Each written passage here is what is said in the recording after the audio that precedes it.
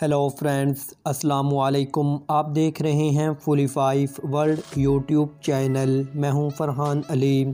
तो फ्रेंड्स, आज हम बात करेंगे TCL के एयर कंडीशनर में जो एरर E3 हमारे इंडोर की डिस्प्ले स्क्रीन पर शो होता है। तो फ्रेंड्स, ये एरर हमारे AC यूनिट में किस पार्ट्स के मिस हो जाने या ख़राब हो जाने की सूरत में हमारे डिस्प्ले पर शो होता है। तो फ्रेंड्स, वीडियो को शुरू करने से पहले मेरी तमाम फ्रेंड्स से दरख्वास्त है कि अगर आप मेरे चैनल पर न्यू हो तो मेरे चैनल को सब्सक्राइब कर दें, लाइक करें और शेयर करें।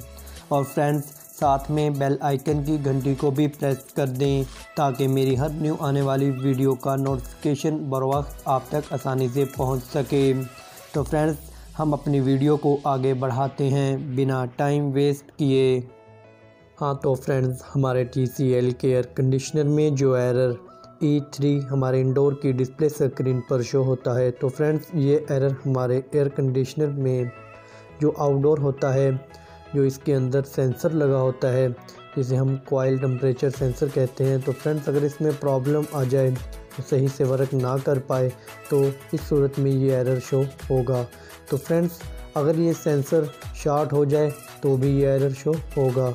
या फ्रेंड्स, इसकी जो वायर होती है, जो सेंसर से लेकर हमारे PCB किट में जहाँ पर इसका जैक लगा होता है वहाँ तक, अगर किसी भी जगह से ये कट हो जाए तो भी ये एरर शो होगा।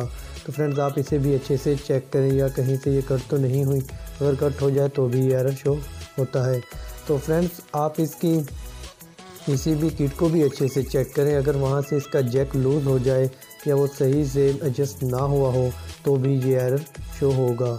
तो फ्रेंड्स, आप इसके जैक को भी अच्छे से चेक करें या आप इस सेंसर को रिप्लेस कर दें। इसकी जगह आप न्यू सेंसर को लगा दें तो हमारा ये एरर ख़त्म हो जाएगा और हमारा एयर कंडीशनर अच्छे से वर्क करने लगेगा।